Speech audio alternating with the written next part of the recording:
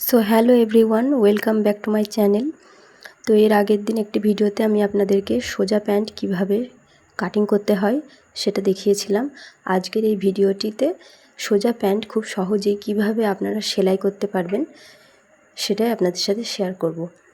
তো ভিডিওটি দেখতে থাকুন। ভিডিওটি ভালো লাগলে লাইক করবেন আর চ্যানেলটিকে সাবস্ক্রাইব করে পাশে থাকবেন।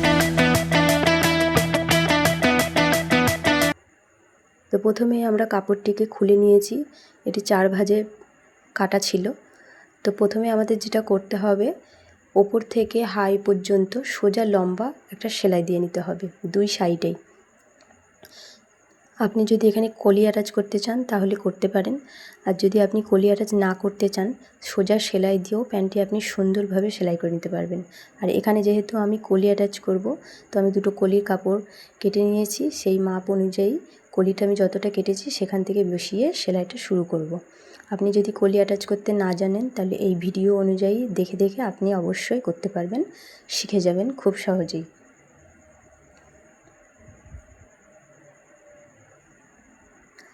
তো এখানে আমি দুটো কলির কাপড় কেটে নিয়েছি। এটার কোনো আলাদা মাপ হয় না, আপনি যে কোনো মাপেই কাটতে পারবেন। এবার দুটো ভাগে ভাগ করে নিলাম কাপড়টিকে। এই কাপড়টি আমাদের সোজা সাইডে রয়েছে, আর কলির কাপড়টিকে আমরা উল্টো সাইড করে বসিয়ে যতটুকু পরিমাপ কেটেছি সেই অনুযায়ী মাপ করে সেলাই দিয়ে নিতে হবে। তো একটা পার্টে আমার কলি অ্যাটাচ করা হয়ে গেল। এবার অপর কাপড়টিও এই কাপড়ের উপরে বসিয়ে সোজা সেলাই করে নিতে হবে।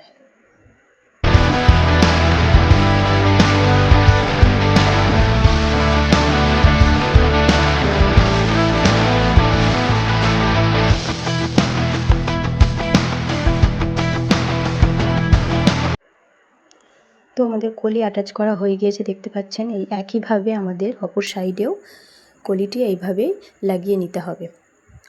এরপর আমাদের পায়ের ফোল্ড মোড়াবার জন্য এখানে আমি 1.5 ইঞ্চি এক্সট্রা নিয়েছিলাম, সেটাই ফোল্ড করে মুড়িয়ে নেব দুই পায়েই।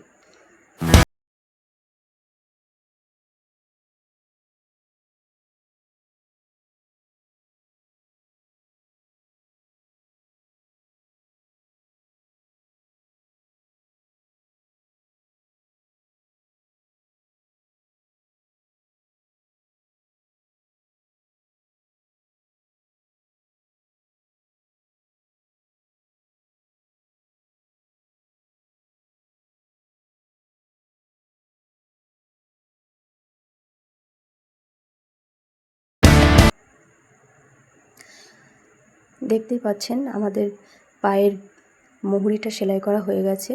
এরপর আমাদের যেটা করতে হবে, কোমরে যেহেতু এখানে আমরা এলাস্টিক লাগাবো, তাই 1.5 ইঞ্চি পরিমাণ ফোল্ড করে এটাকে আমাদের মুড়িয়ে নিতে হবে।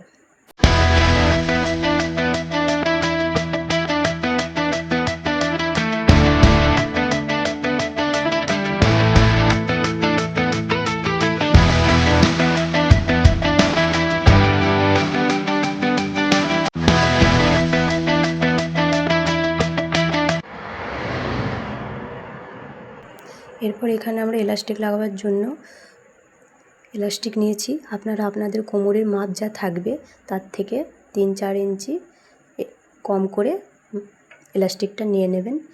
এতে করে আপনাদের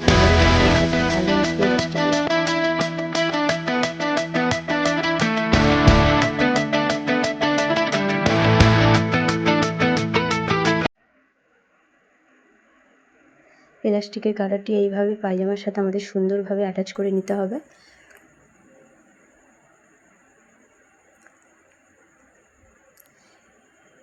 এরপর যে আমাদের খোলা সাইডটা রয়েছে সেটা আমাদের সেলাই করে বন্ধ করে নিতে হবে। এরপর এই গার্ডারের ওপর দিয়ে একটা সেলাই দিয়ে নিতে হবে।